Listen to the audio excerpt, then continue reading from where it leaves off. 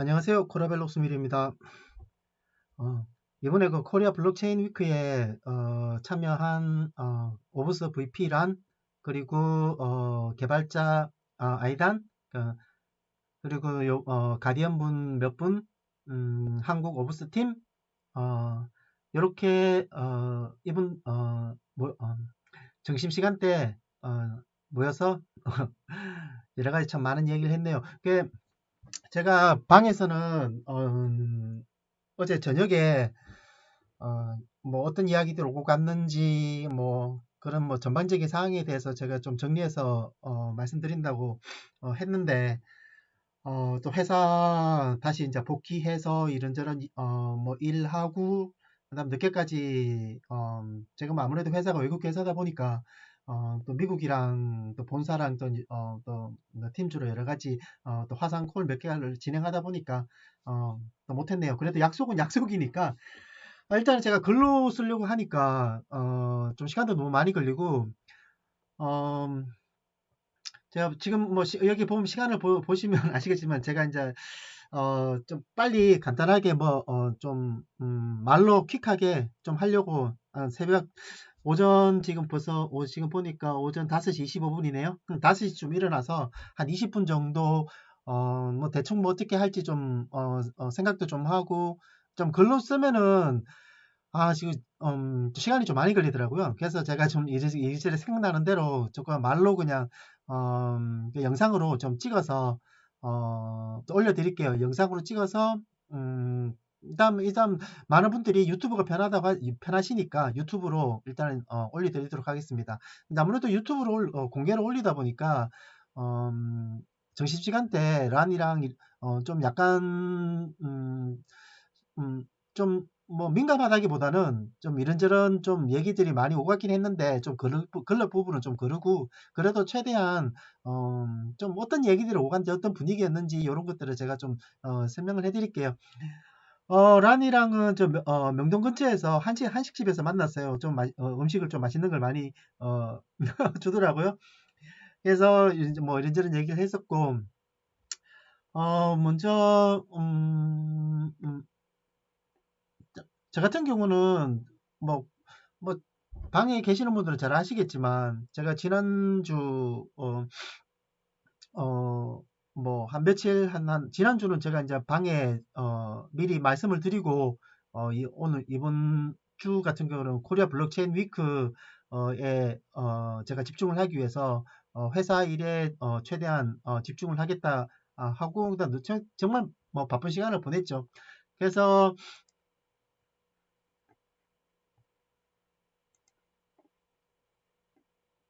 음,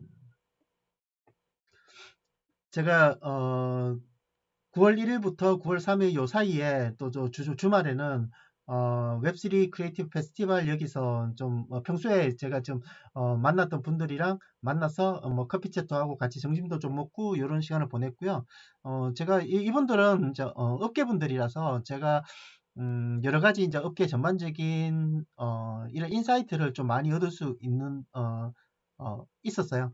사실은 이제 그동안에 제가 여러 가지 블록체인 뭐또 토론회라든지 아니면은 그런 데 참석을 하고 아니면 트윗 활동을 하면서 이런 네트워킹을 하면서 이런 이제 코리아 블록체인 위크 같은 큰 행사가 있으면 이런 기회를 빌려서 뭐 사이드 이벤트나 제가 메인 이벤트는 3일 동안 진행이 되는데 아시다시피 티켓 가격이 거의 100만 원이에요. 그 100만 원인데 뭐 가격이 문제가 아니라 제가 회사에 일을 하다 보니까 메인 이벤트가 거의 대부분 제가 업무 시간에 열리기 때문에 제가 메인 이벤트는 제가 참석을 하기가 너무 힘들어서 메인 이벤트는 제가 티켓을 끊지는 않았어요.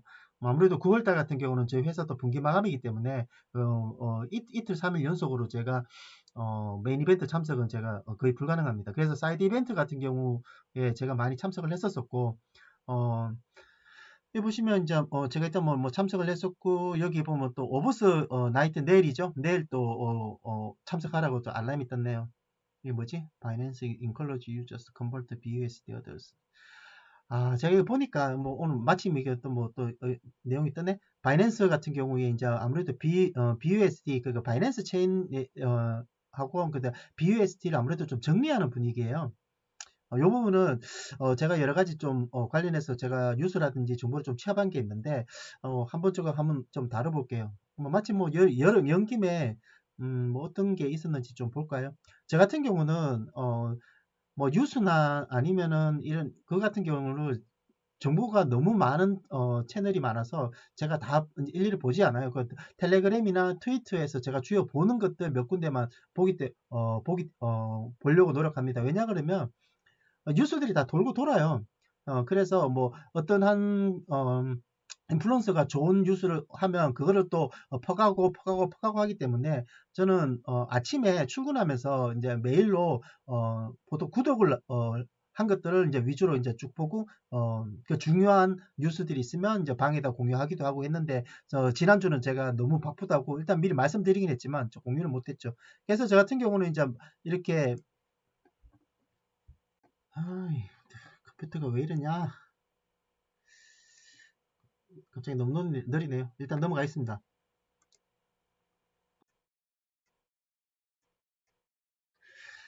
일단 넘어갈게요. 제가 지금 5시 반이라 빨리 이제 영상을 만들고 제가 회사 이제 출근 준비를 해야 돼서 어, 잠시만요.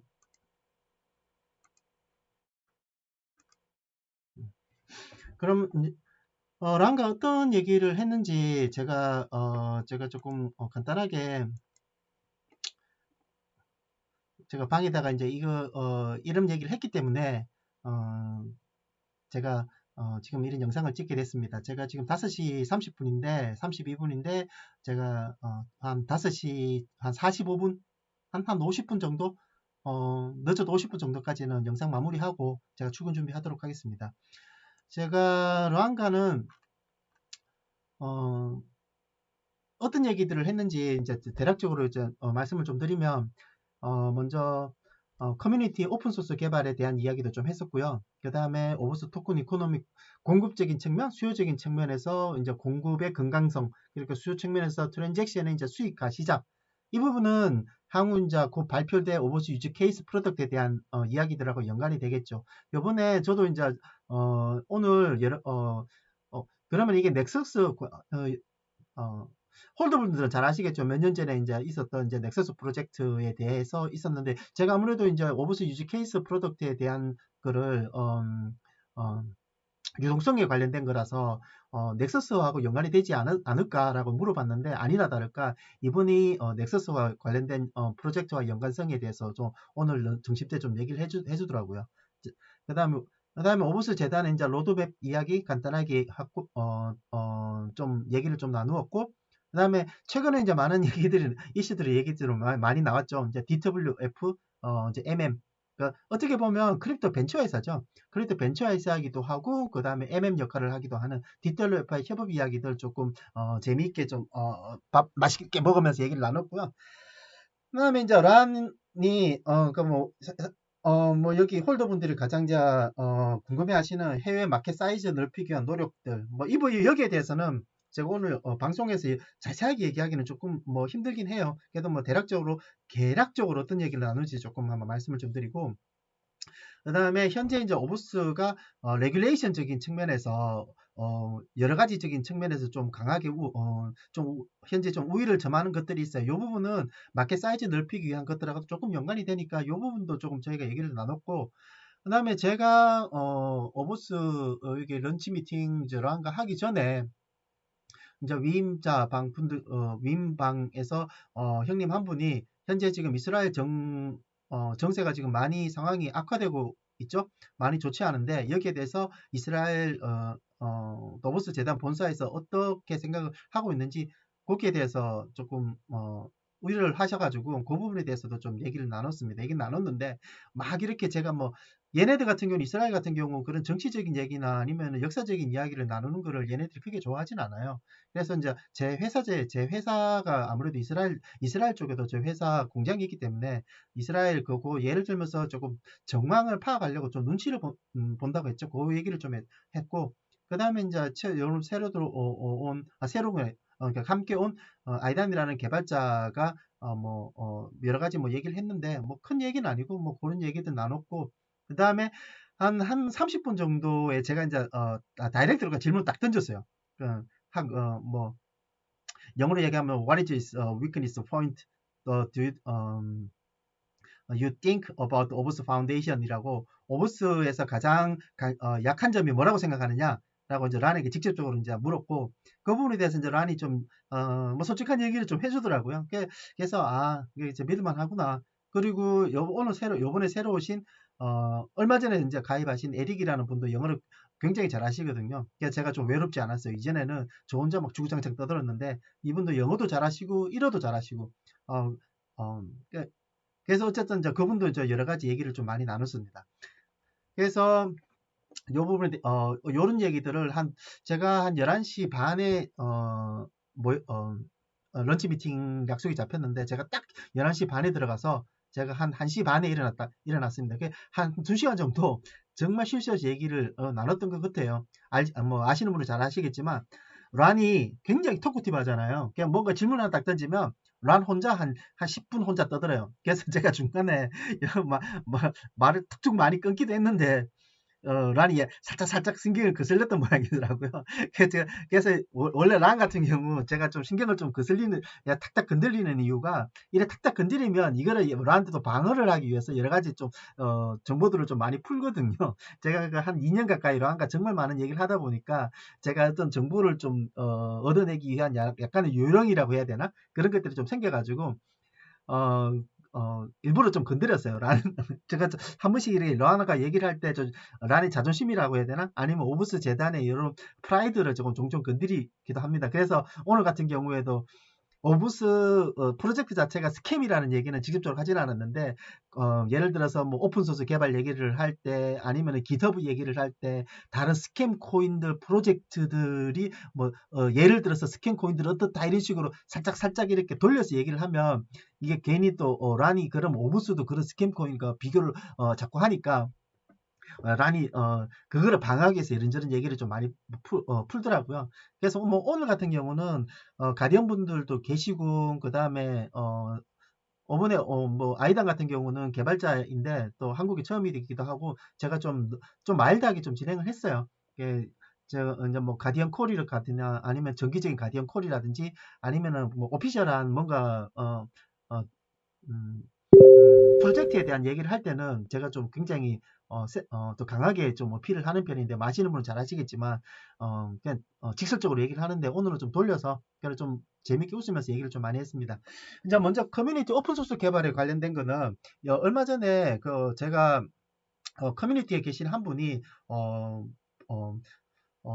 POS 코인의 코인 같은 경우는 오픈 소스로 진행되기 때문에 오브스가 아무리 뭐 테크니컬한 기술적인 측면으로 뭔가 앞서 나간다고 하더라도 카피하면 그만이지 않느냐 이런 얘기를 제가 한번 들은 적이 있거든요. 그래서 그 얘기를 제가 란에게 커뮤니티 분이 이런 컨설을 하는 걸 내가 봤다 어떻게 생각하느냐라고 이제 제가 질문을 던졌고 사실은 저 개인적으로는 어느 정도 답은 가지고는 있어요. 왜냐 그러면 오브스도 오픈소스 같은 경우는 오픈소스 라이센스가 기더브에 등록되어 있습니다. 탈콜이 오픈소스 라이센스를 등록되어 있고 오픈소스 같은 경우에는 이게 기술을 카피하는 이 이슈라기보다는 그렇다고 따지고 보면은 비트코인이라든지 이더리움이라든지 폴리곤이라든지 뭐 아발란체 뭐 모드 솔라나 이런 같은 경우는 다 오픈소스거든요. 그렇다 그러면은 뭐 사람들 전부 다 그거 테크 기술을 다 카피해서 하면은 그만이죠. 하지만 이 오픈소스라는 거는 단순히 기술 카피가 중요한 게 아니라 이거를 얼마나 프로덕트를 개발을 해서 커뮤니티가 팬덤을 형성을 해서 어, 어, 리딩을 하느냐 이게 가장 중요한 거예요. 그래서 예를 들어서 오브스가 디파이 쪽에서 뭐 디투합이라든지 디리미트라든지 아니면은 뭐 오래전에 얘기했던 뭐 디파이 노티피케이션이라든지 이런 것들을 리딩을 해서 이미 디파이 덱스 쪽에다가 뿌리를 박아버리면 아무리 이게 오픈소스로 테크니컬을 다른 사람들이 카피를 한다 하더라도 이미 네트워킹을 형성해놨기 때문에 이게 따라올 수가 없어요. 가장 대표적인 게 이더리움이라고 생각하시면 됩니다. 이더리움 같은 경우에 레이어 L2들이 나오면서 이더리움의 비싼 수수료라든지 아니면은 여러 가지 이런 것들에 대해서 다 오픈 소스로 개발이 됐지만 사람들이 특히 이제 이더리움 킬러라고 하는 솔라나라든지 아니면은 폴카닷이라든지 이런 것들이 이더리움을 못 따라잡는 이유가 이미 이더리움이 모든 네트워킹을 다 깔아버렸기 때문이에요. 이건 오픈소스와 관련이 없는 거예요. 그래서 이제 뭐 이런 부분들에 대해서 저는 이제 커뮤니티 분들에게 답을 드릴 수는 어느 정도 이런 부분에 답을 드릴 수는 있지만 그래도 혹시 이제 란이 생각하는 부분이 어떤 게 있는지 제가 이런 얘기를 좀 나눴고요. 그럼 이 부분에 대해서는 이제 개발자 이제 아이단도 여러 가지 좀 얘기를 해주더라고요. 그래서 왜 커뮤니티가 중요한지 그리고 오브스 재단이 왜 덱스에서 좀 빠르게 좀 나가려고 하는지 이런 부분들에 대해서 제가 방금 얘기한 거와 크게 벗어나지 않는 한에서 란과 아이단이 이제 얘기를 좀 했었습니다. 근데 이 부분은 좀 기회가 되면 저도 너무 바빠서 정말 하고 싶은 말들은 너무 많은데 제가 하나씩 그냥 차근차근히 할게요.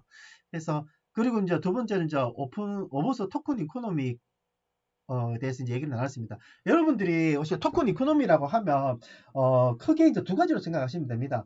공급적인 측면, 수요적인 측면. 공급적인 측면은 처음에 프로젝트가 런칭을 할 때 백서상에서 어떻게 배분을 하겠다. 이 부분은 이제 공급적인 측면이겠죠. 여기 예를 들어서 뭐 기관에는 몇 퍼센트를 배포를 한다. 팀은 몇 퍼센트를 한다. 여기에 대해서 뭐 락업 기간, 베스팅 기간, 그리고 생태계 조성을 위해서 재단이 보유하고 있는 물량 그리고 향후에 이제 어떻게 시장 마켓에 어떻게 이제 물량이 풀린다 이런 것들은 공급적인 측면이죠. 이 공급적인 측면과 그다음 수요적인 측면은 뭐 트랜잭션으로 일어나는 뭐 레베뉴라든지 뭐 아니면 이제 실제로 이제 그 코인이 실제로 사용돼서 뭐 소각이 된다든지 하여튼 이 토큰이 시장에 수요가 되는 측면이라고 생각하시면 돼요. 그래서 토큰 이코노믹은 크게 공급과 수요적인 측면인데 오버스 같은 경우는 공급적인 측면.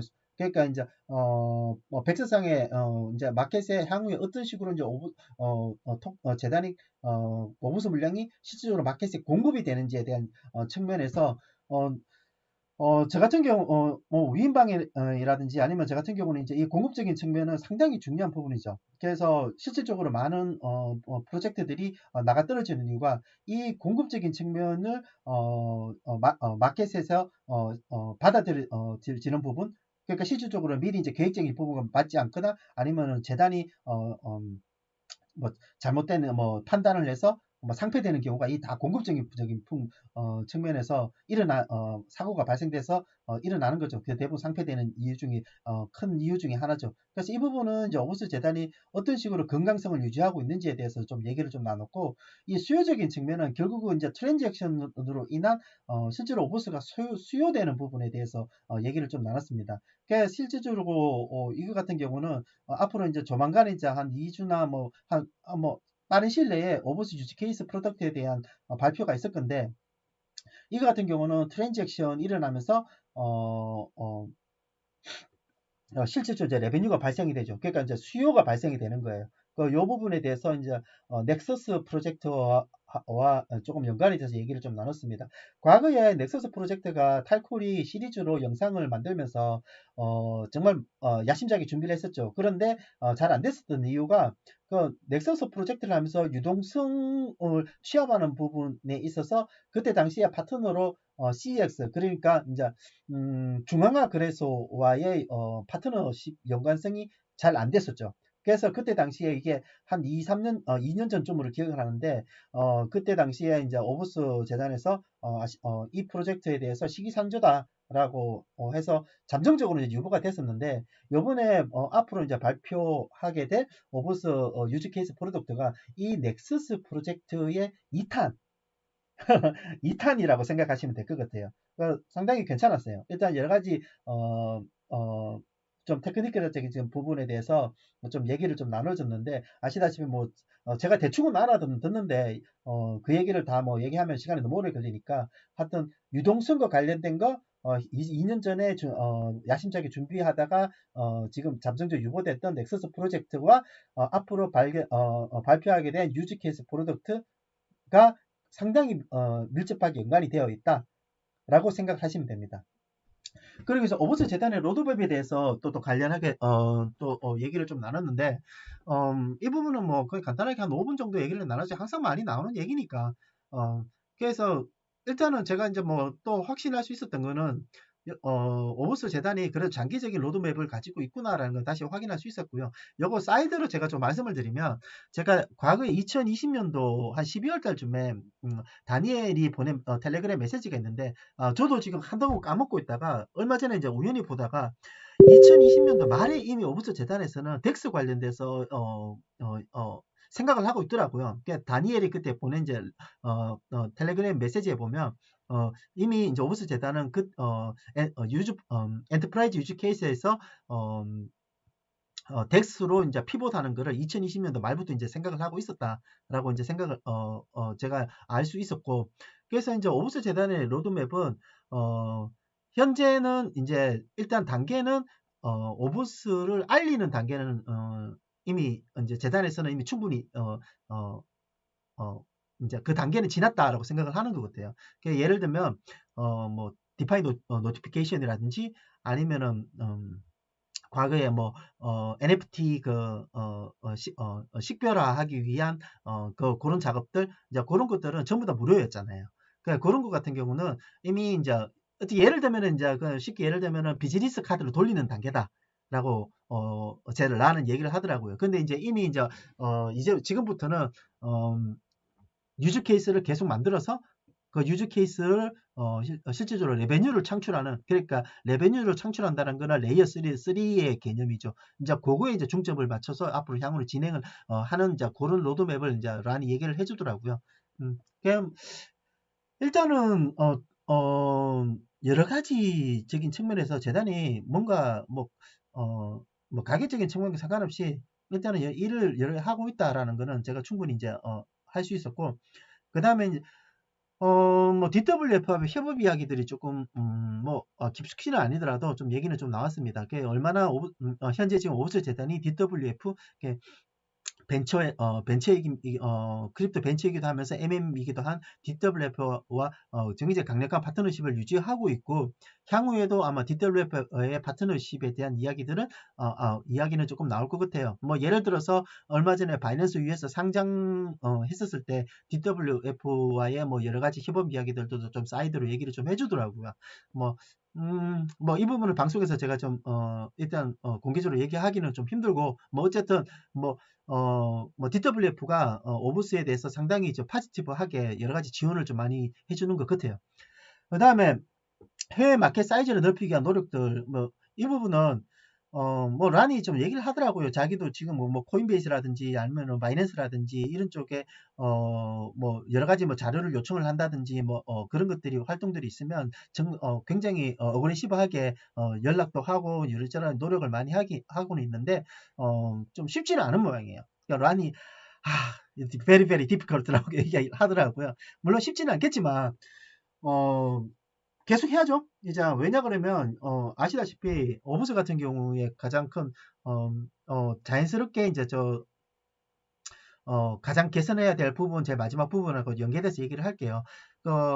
오브스에서 가장 개선돼야 할 부분이 제가 뭐냐고 딱 그러니까 가장 약한 부분이 뭐냐라고 딱 얘기를 했었을 때 란이 하나만 딱 찍으라고 얘기를 하니까 란이 딱 얘기를 하는 게 마켓캡이라고 얘기를 하더라고요.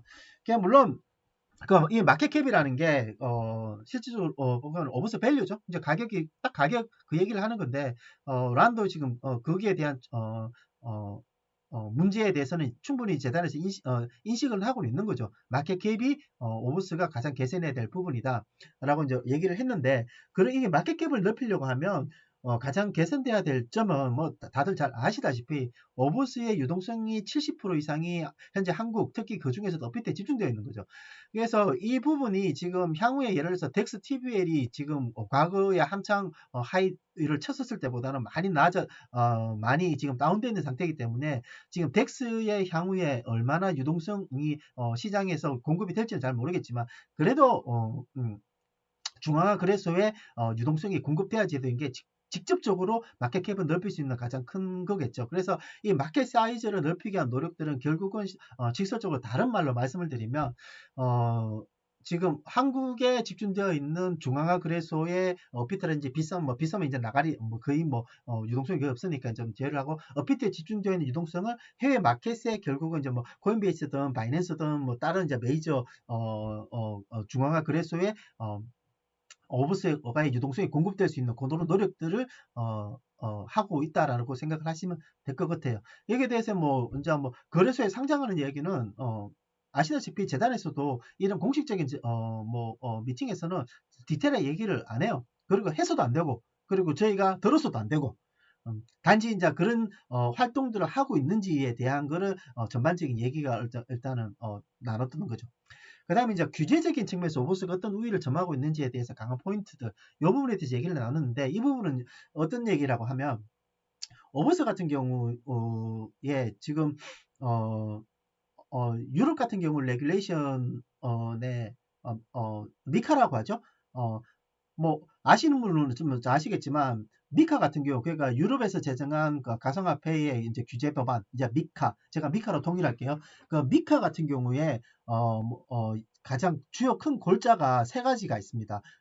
첫 번째는 어, 음, 어, CBDC에 관련된 이야기. 그 다음에 이제 어쨌든 달러와 패깅해서 스테이블 코인에 대한 규제들, 그 다음에 이제 마지막 세 번째로 유틸리티 코인에 대한 파지티브한 이제 규제 내용입니다. 이게 요 세 번째가 오브스와 연관이 되는데, 유틸리티 코인에 대한 파지티브한 미카의 규제가 어떤 내용이라고 간단하게 말씀을 드리면, 유틸리티 코인, 실질적으로 트랜잭션에 사용되는 코인들 같은 경우, 예를 들어서 특정한 목적을 위해서 사용되는 코인 같은 경우는 이제 유틸리티 코인이라고 하는데, 만약에 이제 오버스가 어떤 유즈 케이스로 인해 가지고 어떤 트랜잭션이 발생이 됐어요.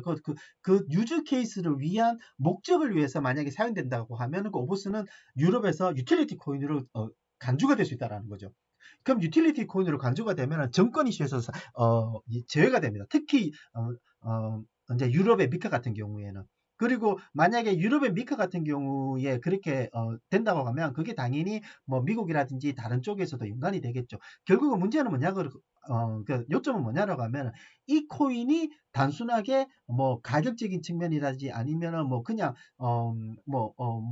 거버넌스용이라든지 그런 용도로만 사용되는 게 아니라 실질적으로 어떠한 목적을 위해서 사용되는, 그러니까 유틸리티 코인으로 분류가 된다라고 하면 향후에 레귤레이션 측면에서 상당히 오버스가 위기를 점할 수 있다. 그래서 요번에 프로덕트가 나오는 유즈 케이스, 그러니까 유동성 공급이 트랜잭션에서 레베뉴를 발생시키는 게 금액이 작든 크든 간에 상당히 중요하다라는 거를 오늘 정심대 미팅을 하면서 좀 얘기를 나눴습니다. 그리고 이제 조금 더 얘기를 나눈 게 벌써 5시 53분이네요. 좀 얘기를 좀 서두를게요. 이스라엘 상황에 대해서 좀 얘기를 좀 나눴습니다. 제가 근무하고 있는 외국 회사 제가 가고 있는 그 회사 같은 경우는 이스라엘에도 텔아비브에 어떤 컴포넌트를 제작하는 이제 조그마한 공장도 저희 회사도 가지고 있어서 그 비율을 빗대서 제가 좀 얘기를 했어요. 어쨌든 여러 가지 얘기가 깊숙하게 나오지는 않는데, 어쨌든 란이라든지 주요 멤버들이 가족들까지 전부 다 런던으로 이제 거주지를 옮겼다는 얘기를 들으면서 아무래도 오브스 재단에서 주요 활동은 텔아비브가 아니라 아무래도 런던에서 이제 일어나지 않을까. 요번에 그거 시온 같은 경우에서 미국 LA에서 또 런던으로 이거 옮겼고, 그 다음에 새로 이제 키 개발자인 샤샤라고 했나? 어쨌든 이름 발음이 힘들어서 제가 기억 안 나는데, 그분도 지금 런던에 이제 주거지를 옮긴다고 하고, 그래서 그런 적인 측면에서 보면 오버스 재단에서도 이스라엘의 현 상황에 대해서 충분히 인지를 하고 있고, 향후의 프로젝트가 어떤 식으로 일어날지에 대해서도 어떤 식으로 그 상황에 대해서 이제 대처를 하고 있는 상황으로 일단은 보입니다.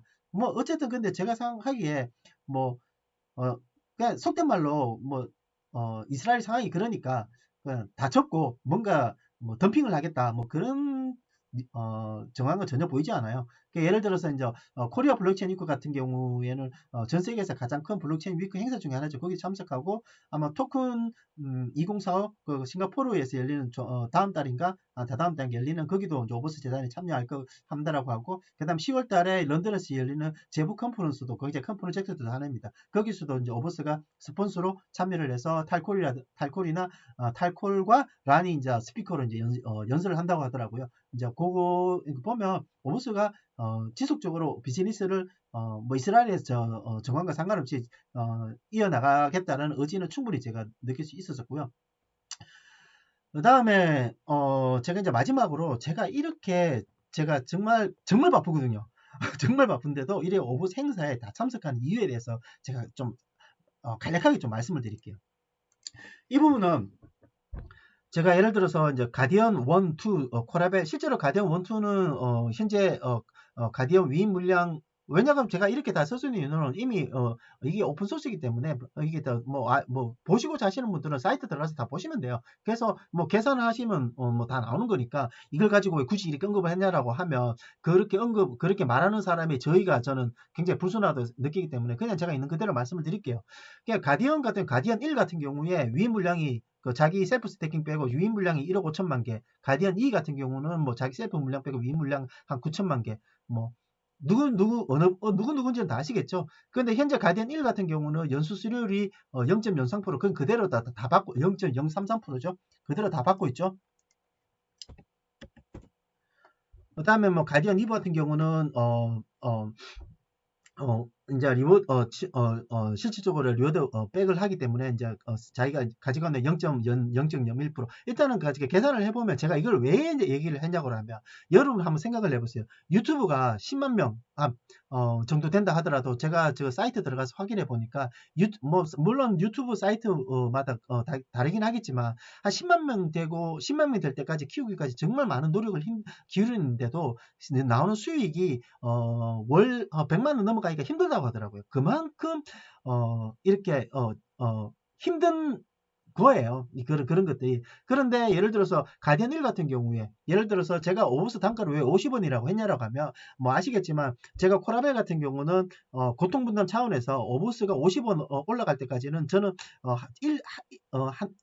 수수료 위임 수수료를 하나도 받지 않겠다. 전부 다 제가 디파짓을 다 하겠다라고 제가 했기 때문에 기준을 제가 50원으로 한 거예요. 그러면 가디언 1 같은 경우에는 예를 들어서 오버스 가격이 50원이라고 했을 경우에 한 달에 가져가는 돈이 1,800 월 한 달에 가져가는데 1,800만 원. 1년으로 치면 2억 2천만 원, 2억 2,500만 원 정도로 가져가게 되는 거고. 저 같은 경우도 예를 들어서 50원이라고 했을 경우에 제가 0.33% 저는 이제 50원 이상 가면은 저는 리워드 백을 안 합니다. 저는 그만큼 제가 충분히 위임자분들을 위해서 열심히 활동을 하고 어느 가디언들보다 제가 재단과 가장 많은 소통을 하고 활동을 하고 있다 자신을 하고 있기 때문에 그때부터는 재단에서 확정한 그 수수료를 리워드 백없이 제대로 다 할 거예요. 50원 이상 넘어가게 되면 그렇게 될 경우에도 이렇게 되면 제가 월 가져가는 위임 수수료가 제가 130만 원 연으로 따지면 1,600만 원 정도가 됩니다. 절대 작은 금액이 아니죠. 그래서 가디언 분들은 다른 일반 오버스 가디언은 다른 일반 밸리데이터보다 더 커뮤니티에 일을 해야 돼요. 이건 모럴적인 리스폰시빌리티라고 저는 생각을 합니다. 그래서 제가 특정 가디언을 제가 저격하는 이유가 이 이유이기도 해요. 그래서 제가 생각하는 특히 오버스 가디언은 첫 번째 오버스는 다들 아시다시피 스캠이 아니라 그냥 잡알트예요. 잡알트를 하는 밸리데이터 가디언들이 더 많이 공부를 해야 되는 이유가 이 프로젝트가 향후에 어떻게 넘어질지 모르고 어떻게 방향이 될지 모르기 때문에 끊임없이 다른 프로젝트를 공부를 하고 트렌드가 어떻게 되는지 파악을 해서 내가 지금 현재 위임을 받고 있는 그 재단이 진행하는 프로젝트들이 실질적으로 정말 올바르게 방향으로 가고 있는지에 대해서 계속 모니터링을 하고 이거를 위임자분들에게 객관적인 인사이트를 줄 수 있도록 계속 노력을 해야 됩니다. 그래서 제가 끊임없이 정말 바쁨에도 불구하고 블록체인 토론회도 나가고 네트워킹도 하고 그 다음에 업계 개발자분들 만나서 얘기도 듣고 제가 또 공부도 하고 이런 이유들이 다 이것 때문에 그런 거거든요. 이게 왜냐 그러면 실질적으로 제가 코라벨 원래 실질적으로 제가 가디언을 시작한 이유가 뭐 돈을 벌려고 한 건 아니지만 어쨌든 결과론적으로는 제가 50원 단가가 50원 이상 넘어가게 되면 저도 월 단위 수수료가 100만 원이 넘거든요. 당연히 어, 어, 위임자분들을 위해서 뭔가를 해야 되겠죠. 당연한 거 아닙니까? 그래서 이제 두 번째로는 재단이 주관하는 행사, 이벤트, 커뮤니티 활동, 예를 들어서 뭐 트위터, SNS, 텔레그램 이런데 정말 적극적으로 참여해야 돼요. 진짜 가디언 콜 이런 것들 다 참여를 해서 재단이 실제로 어떤 활동을 하고 있는지 최신의 정보를 유인자분들에 제공해야 되는 게 가디언의 저는 리스판시빌리티라고 생각합니다. 그래서 지금 오늘 같은 경우도 제가 11시 반에 반까지 10시 반에 이제 출발해서 11시 반에 도착해서 또 끝나자마자 런치 미팅 끝나자마자 다시 회사에 복귀할 정도로 정말 바쁨에도 불구하고 이렇게 다 참석한 이유가 이런 것 때문에 이제 제가 한다고 생각하시면 돼요. 그래서 제가 생각하는 가디언은 절대 위임 수수료 획득을 위해서 어떤 가결적인 선동 그리고 근거 없는 희망 회로를 위해서 자극적 활동을 해서는 절대 안 됩니다. 이게 제가 생각하는 가디언의 역할입니다. 이제 이렇게 제가 좀 마무리를 하고요. 지금 벌써 6시니까 제가 빨리 씻고 제가 출근 준비를 좀 하도록 하겠습니다. 의외에 제가 위임자 분들한테는 조금 더 디테일한 얘기는 방에다가 제가 다시 한번 좀 말씀을 좀 드리도록 하겠습니다. 다들 모두 또 화이팅들 하시고 오늘도 비트가 좀 또 비슬비슬 하는데 다들 아시다시피 비트코인이 9월 달에는 전통적으로 좀 하락장이죠. 뭐 어쨌든 저는 비트를 믿으니까 다들 일단 화이팅 합시다. 자, 이상입니다.